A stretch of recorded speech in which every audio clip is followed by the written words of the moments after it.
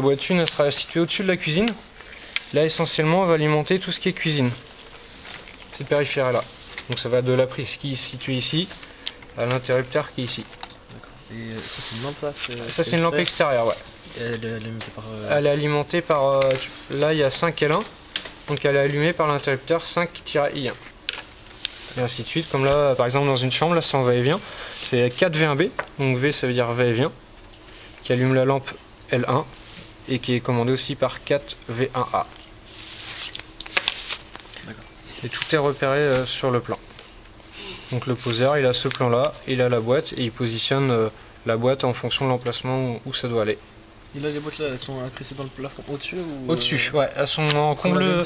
Ouais, voilà, comme là du coup on précise à chaque fois, boîte de distribution dans comble perdu. Donc là elle se retrouve au-dessus du ferraillage, au-dessus des fourrures. Et quand ces boîtes en faux plafond, on a un principe de boîte, je vais vous faire voir.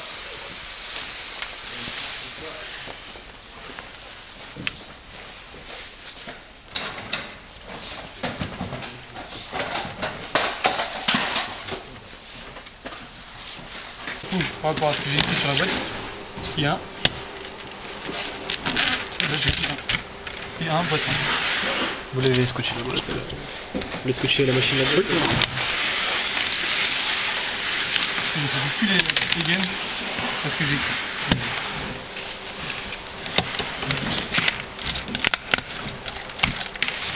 Donc là vous avez remarqué, il a défait que un demi-tour de la gaine hein, pour pouvoir rentrer. Le reste reste encore avec son petit élastique pour pouvoir rester rangé.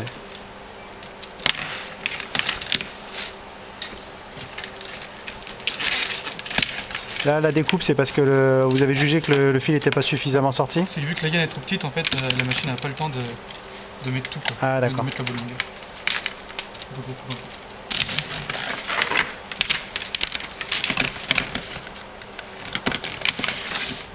Toujours vérifier qu'il y a les bonnes longueurs de chaque côté, enfin, donc 3 fils de chaque côté, selon la gaine. Ok.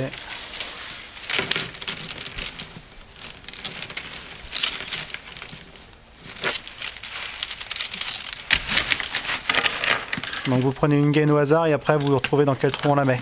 Oui, comme je disais tout à l'heure.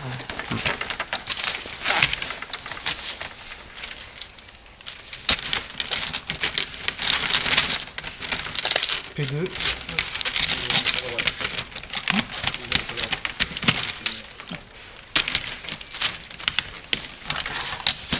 Donc tout ce qui rentre dans la même face, du même côté, va se retrouver empilé les uns sur les autres. C'est ça.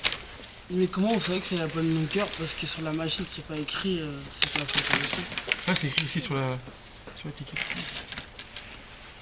Non mais à quel moment la machine faut qu'elle coupe? Ah là c'est la machine, Ah, ça c'est tout à l'heure à la machine. Il a rentré la valeur tout à l'heure dans la machine. Sur l'ordinateur. Ouais. L'étude que les gars ils font au bureau d'études, ça s'envoie sur un serveur et nous on le récupère via l'ordinateur qui est à l'atelier. Et on lance sur l'automate le fichier qui correspond au dossier. Et après c'est défini, la première gaine par exemple ça va être 2 mètres, 2 mètres 30. La deuxième 3 mètres, 3 mètres 30 et ainsi de suite.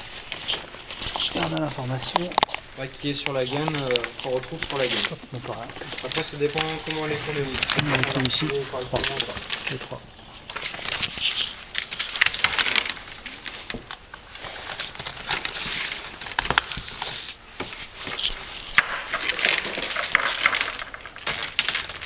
Donc là, les 4 côtés ont déjà une gaine, donc là on voit nos 4 paquets de cercles. Et la gaine principale c'est laquelle? Elle arrive. C'est la dernière. On met toujours au-dessus. En gros, on tire la gaine principale pour savoir si vraiment la boîte est bien placée dans les comptes.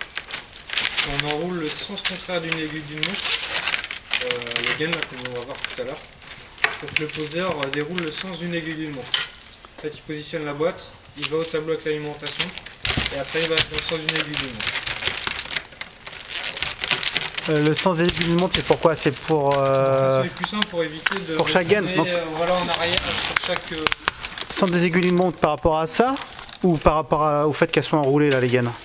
Par rapport à... En fait, il va commencer par l'alimentation qui est de ce côté-là. Ouais, Donc là, à dérouler, il va commencer après par celle qui est à gauche d'accord, ok. à chaque fois. Et après, il va tourner tout autour dans le sens d'une montre. D'accord, ok. Donc là, celle qui sera l'alimentation, c'est avec le petit trou qui est là. Voilà, Ok, ça marche. qui est en plein milieu. Bah, qui va placer du coup Ouais, ça Alexandre. c'est montation. Avec montation pour la lumière, qui ont un 5, les prises et la terre. D'accord. Et elles ont toutes un scotch en fait au bout, c'était ce qui avait servi tout à l'heure pour les mettre rentrer dans la gaine. Voilà. Ça, c'est coupé que sur site. D'accord. Et après, il y a une typologie de client par rapport à la RT 2012, par rapport à l'étanchéité à l'air, pardon. On est obligé de mettre ce qu'on appelle des bouchons. Ces petites choses-là. On clipse, là tu peux en clipser un si tu veux dans la boîte. Et ça, c'est de plus en plus demandé. Parce qu'on a des tests minimum à respecter, enfin, des valeurs à minimum à respecter pour avoir le label RT 2012.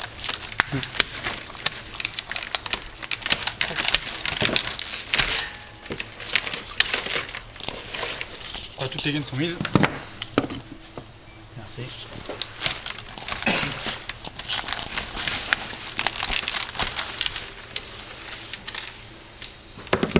Après j'ai grisé un petit peu pour...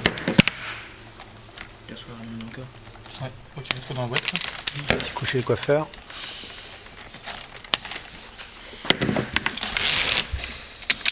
Et c'est parti.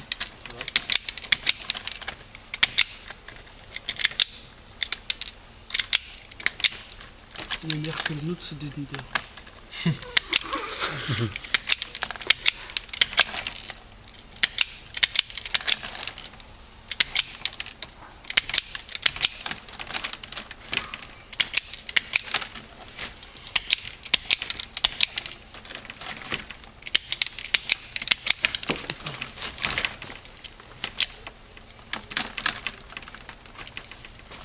Il coupe tout, il démie tout, et après en second temps il va tout raccorder dans la boîte.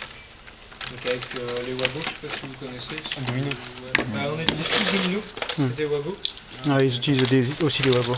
Ça permet de gagner du temps. Donc on câble que avec ça. On câble de derrière. Là, du coup on branche toutes les terres ensemble. Un 5 comme 2 5.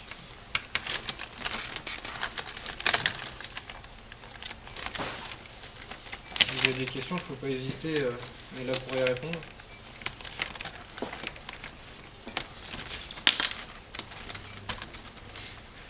Et les bleus, c'est pas, on branche les bleus ensemble aussi. Non, là c'est les prises d'un côté puis la lumière d'un côté.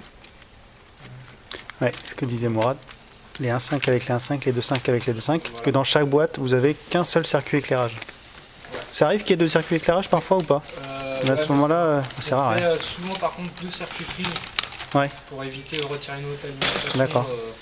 de la boîte au tableau. Donc on passe D'accord. tout dans la même gaine, dans une gaine de 25. Et on dissocie. Donc là, tous les bleus qui ont été mis, ce sont tous les bleus des prises. En fait, on a un principe chez nous. Là, c'est l'éclairage. L'éclairage. On câble tout ce qui est terre, tout ce qui est facile. Après, on fait tous les neutres de 5, toutes les phases de 5, tous les neutres 1.5, toutes les phases 1.5. Et après, on fait tout ce qui est retour de lampe et navette. On fait tout ce qui est le plus simple d'abord. Et comme ça, c'est là où- Le chariot là-bas, là, chaque rangée c'est pour une pièce en fait. Ouais, alors du coup, là en haut à droite, il a pris la boîte 1. En bas, il y aura la boîte 2. Au milieu, en haut, ça sera boîte 3, 4, 5 et ainsi de Et suite. c'est pour chaque pièce en fait, une pièce à. Ah, pas de ranger. on peut regarder, je peux avoir sur le plan de Donc la boîte qui va être branchée, ça c'est ce qu'on appelle le plan de pieuvre, qu'on a vu tout à l'heure par rapport à votre projet. Donc la boîte 1 elle sera située au-dessus de la cuisine. Alors là il y a les prises, les terres, la phase des interrupteurs, neutre, le retour de lampe. C'est pas des navets. Non, dans l'autre boîte je crois que j'en ai. Là il n'y a qu'un simple allumage, donc c'est pour ça qu'il n'y a pas de navette. Il faut bien les ranger. Nom du chantier avec nom de la boîte, direction de la gaine. On fait une flèche au niveau de l'alimentation, direction de l'alimentation.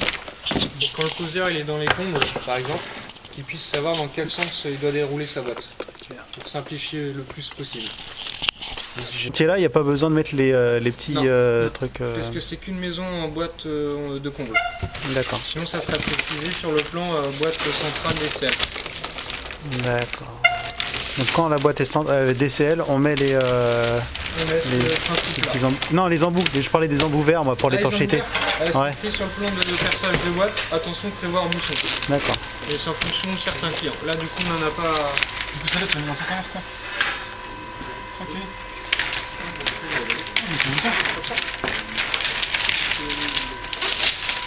Lui aussi qui c'est deux, non, le nœud.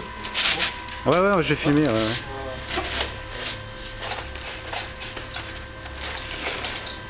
Ah oui, non, non, non, non, ils auront pas le temps. Non, non.